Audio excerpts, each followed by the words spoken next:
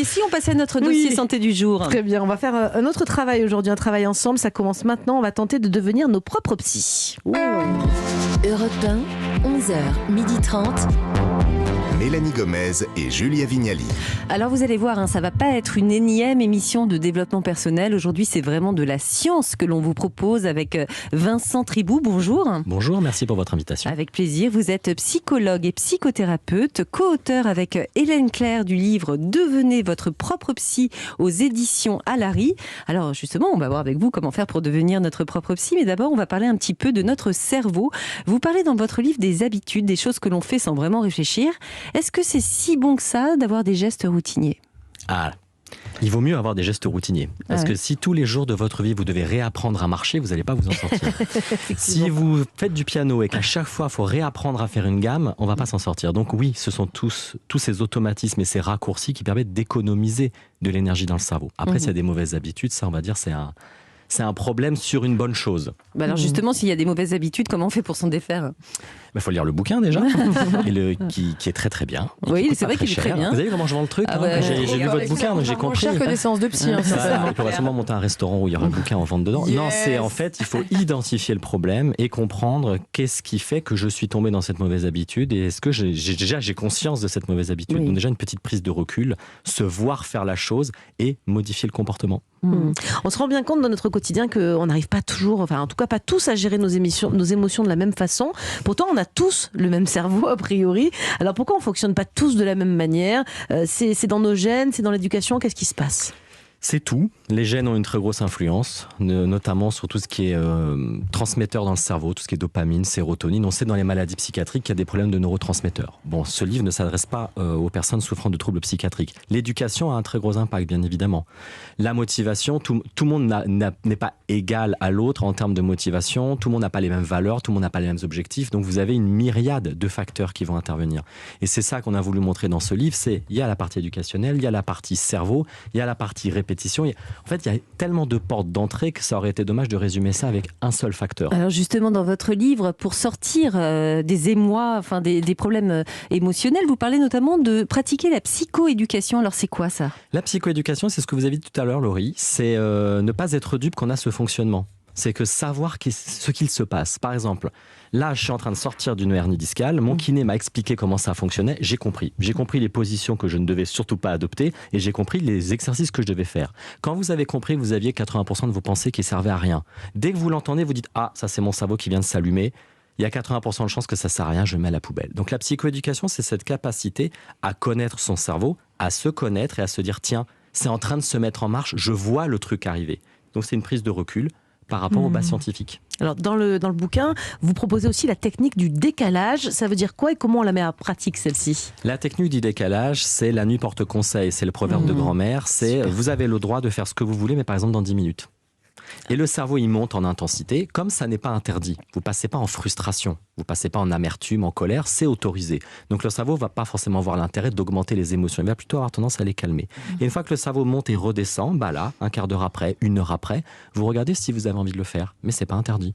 Et généralement, on fait pas les mêmes choses un quart d'heure après, et encore moins... surtout sur la gestion de la colère, surtout sur la gestion de tout ce qui est binge, compulsif, alcool, achat compulsif. C'est-à-dire si je vois les chaussettes par terre qui traînent comme tous les matins et tout le reste, de toute la famille que je ramasse tous les jours, je me dis, je vais pas m'énerver tout de suite, peut-être un peu plus tard, c'est ça ? Vous pouvez tuer les gens si vous voulez, ça réglera le problème, mais c'est sûr qu'il vaut mieux de manière générale décaler. Après là, j'ai envie de vous dire, c'est plutôt un problème d'affirmation de soi. Il va falloir avoir une réunion avec le bâton de parole et dire ça fonctionne pas comme ça. Et si je vois un sac beaucoup trop cher dans une vitrine, je prends une petite respiration, je vais faire le tour de pâté de maison et potentiellement j'en ai plus envie, c'est ça ? Alors si c'est un sac Gemio, vous l'achetez tout de suite.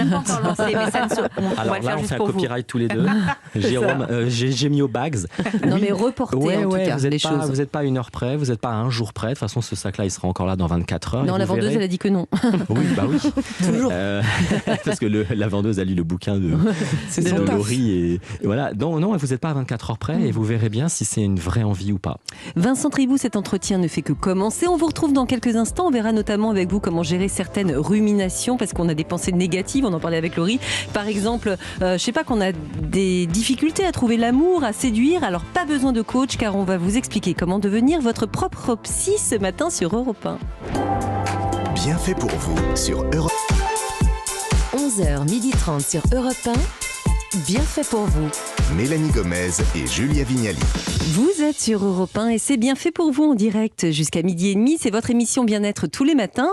Nous sommes toujours en studio avec Vincent Tribou, psychologue et psychothérapeute et co-auteur du livre Devenez votre propre psy avec Anne-Hélène Claire aux éditions Alary. Alors Vincent, vous dites que lorsque l'on n'arrive pas à digérer une émotion venant d'un passé lointain, il est important d'écrire une lettre. Alors en quoi une lettre peut nous aider ?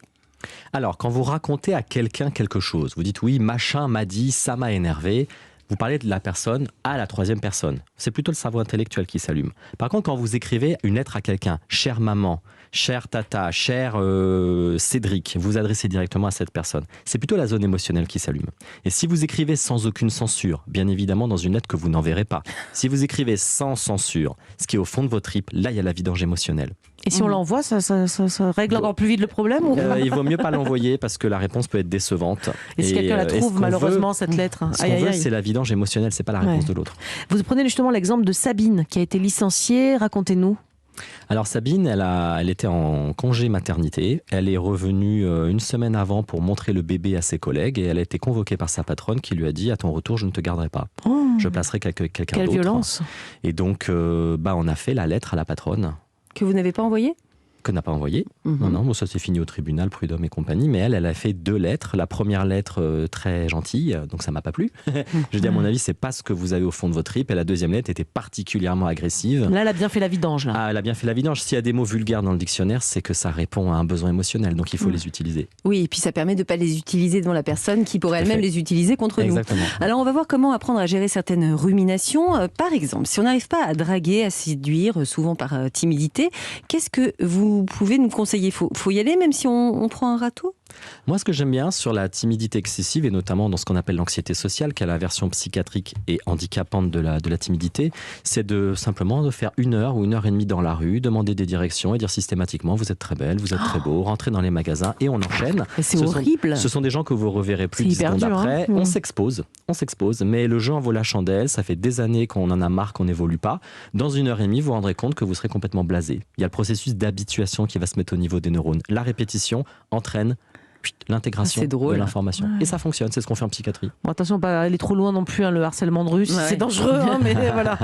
Vous tirez un peu une balle dans le pied, non, avec ce bouquin, parce que vous êtes psy et vous nous dites vous n'avez pas besoin de moi, vous allez vous débrouiller tout seul avec vos ressources personnelles, ce qu'il y a dans votre cerveau.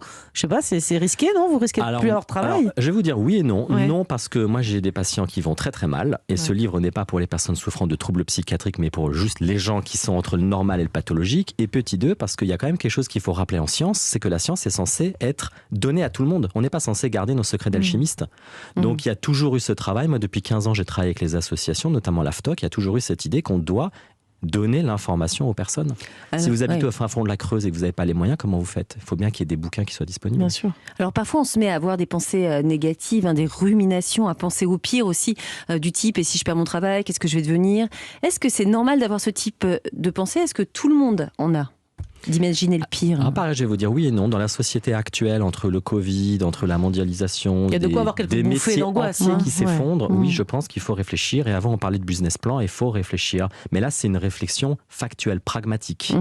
Or, les personnes souvent qui ruminent ne sont pas du tout dans le pragmatique et le factuel. Elles sont uniquement dans le « et si ». Et ça monte en pensée catastrophe et elles ne sont pas justement dans de la résolution de problèmes. Alors comment on fait pour chasser ça ? Déjà, il faut se rappeler qu'on est quelqu'un d'anxieux.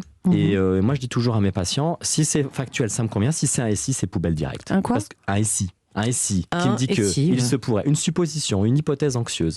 Le cerveau normal ne fait pas de SI. Le cerveau normal, il dit voilà, il y a une fuite d'eau, on appelle le plombier.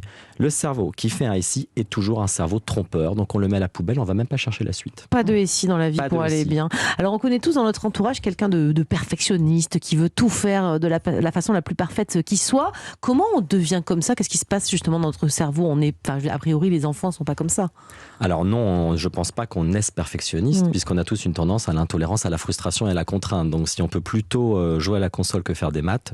Non, toutes les hypothèses, toute la littérature scientifique mise sur l'hypothèse éducationnelle, c'est-à-dire les parents, l'entourage, les enseignants qui ont mis l'enfant dans un contexte de réussite, avec l'idée que l'affection était dépendante des bonnes notes. Et l'enfant a enregistré qu'il fallait pas déplaire, sinon il ne serait pas aimé. Comment on Et casse ça? Comment on inverse ça alors? alors on essaye d'un point de vue comportemental, c'est de modifier les habitudes, c'est on va moins travailler, on va respecter les pauses, on va pas travailler le week-end, et si ça suffit pas, retourner dans les souvenirs d'enfance. Là on est plus sur la thérapie du trauma pour transformer le contenu des pensées traumatiques. Alors là c'est de Ça, la on peut pas le faire tout seul, ça, quand même. C'est pour ça que ce chapitre il est expliqué dans le bouquin, mais on dit clairement qu'il va falloir aller consulter parce qu'on ne badine pas avec le trauma. Alors quand on a eu une journée horrible, on a accumulé les problèmes, vous nous conseillez de nous poser 5 minutes le soir et de repenser aux 2-3 aspects positifs de la journée. Mais ça fonctionne vraiment votre truc? Parce que franchement, quand on a eu une journée horrible, ça paraît un peu bisounours. Vous voyez ce que je veux dire? C'est parce que c'est bisounours que j'ai eu du mal moi-même à accrocher à ces idées. Puis finalement, on les teste soi-même, puis on les teste avec les patients. Puis il y a des enquêtes, il y a des protocoles qui sont faits. Et oui, en effet, c'est que votre cerveau, il est câblé là tout de suite sur une pensée négative. Vous allez volontairement le mettre sur une pensée positive. Et c'est quoi la pensée positive? C'est tiens, je me suis fait virer aujourd'hui, mais la boulangère m'a souri, c'est ça le truc? C'est mes enfants sont en bonne santé, c'est je suis fier de moi, c'est mon mari il est soutenant, c'est ces choses-là qui sont réelles en plus. Et on a la possibilité de ne pas autoriser notre cerveau à nous sortir des méchancetés comme ça jusqu'à 1h du matin. On le remet sous un éclairage intéressant. Comment on trouve la solution du côté du cerveau, là aussi, quand je ne vais pas très bien ou que je suis crevée, je me jette forcément sur du sucré, sur du gras. Enfin, ça vous parle, Julia, aussi, non? Je me jette pas sur un artichaut, ça c'est sûr. Voilà, c'est ça. Comment ça s'explique? Est-ce que là aussi, il y a une solution dans le cerveau? Alors déjà, une explication plutôt. Oui, il y a deux choses. C'est que déjà, émotionnellement, l'émotion est triste. L'émotion, c'est le stress. L'émotion, c'est l'amertume. Il peut y avoir des ruminations de colère ou de culpabilité. Et il va falloir déjà réguler ces émotions. Donc là, peut-être faire de la pleine conscience ou de la sophrologie ou de la relaxation pour calmer le thermostat émotionnel. Et après, peut-être en effet, s'arranger pour ne pas enclencher directement ce comportement avec la technique du décalage. Exactement. En disant, je vais le faire, mais dans 30 minutes. Je vais le manger, ce pot de nu de pâte à tartiner, mais plus tard. Pâte à tartiner, on ne cite pas les marques. Couper, décaler. Exactement. Vous faites d'abord 15 minutes de relaxation et après, si ça ne marche pas, vous aurez le droit d'attaquer le pot de pâte à tartiner. Voilà. Alors, on a une question de Paul à Paris sur Facebook. Elle dit: j'ai 2 enfants et très souvent, même s'ils rentrent 5 minutes en retard, je suis extrêmement inquiète. Je me dis qu'il leur est forcément arrivé quelque chose de très grave, un enlèvement ou autre. Bref, au final, je me trouve ridicule quand ils arrivent. Comment faire pour que cette anxiété les concernant ne me ronge plus? C'est le SI, ça? C'est le fameux SI. Et déjà, c'est bien parce que Paul a vu qu'elle était anxieuse. Et je pense que Paul n'est pas dupe que les autres mamans n'ont pas non plus envie que leur enfant se fasse écraser et kidnapper, pourtant elles n'y pensent pas. Donc je suis une personne anxieuse, ça fait des années que ça dure, je connais mon symptôme, j'identifie le SI dans ma tête, j'ai pris mon cerveau en flagrant délit. Ok, on calme le jeu, voilà, on prend du recul. Si on sait qu'on a un symptôme, on doit se rappeler qu'on a ce symptôme. C'est du travail, hein, et ça se fait pas en 3 semaines, ça va prendre 3 mois. Mais à force de prendre ce recul par répétition, ça fonctionne. Encore un cas pratique avec Simon sur Twitter qui nous dit: je n'arrive pas à décrocher de mon travail. Les week-ends et en vacances, je ne profite jamais de mon temps libre et je reprends le travail toujours aussi fatigué. Comment faire? Est-ce que vous avez des petites pistes pour moi pour m'empêcher d'avoir un jour un burn-out? Alors, il est assez conscient lui aussi des risques. C'est très intéressant. Est-ce que Simon a un problème d'affirmation de soi? C'est qu'il a du mal à dire non. Et on va travailler la gestion des conflits et la capacité à dire non, à se défendre. Ou est-ce que c'est du perfectionnisme pur et dur? Il a du mal, il se sent coupable, il a besoin de se valider. Et en effet, on va plutôt partir dans l'approche des souvenirs d'enfance. Alors, on a une dernière question de Jean-Marc28 sur Instagram qui dit: je n'ai jamais été heureux en amour, j'ai bientôt 39 ans, parti comme c'est parti, je me dis que je vais finir seule et ça me déprime. Comment sortir de ces pensées négatives? Pourquoi on n'est pas heureux en amour? Est-ce qu'on a des schémas dysfonctionnels hérités justement de l'enfance, où on est trop soumis, on pardonne trop, on veut soigner, on a le syndrome du pompier? Il faut creuser un peu plus. Il y a quelque chose qui provoque qu'il choisisse certaines personnes plutôt que d'autres. Ou peut-être qu'en effet, il ne sait simplement pas poser des limites. Donc ça peut être plurifactoriel. Et ça, c'est peut-être pas mal d'aller consulter, non? Ah bah oui. Ça tout seul, c'est dur à résoudre. C'est souvent difficile à résoudre, oui, en effet. Eh bien, merci Vincent Tribout de nous avoir accompagnés ce matin. Et merci donc, je beaucoup. rappelle pour ceux qui voudraient en savoir davantage, votre livre « Devenez votre propre psy » aux éditions Alary. Merci encore à vous. Avec Anne-Hélène Claire. Merci beaucoup.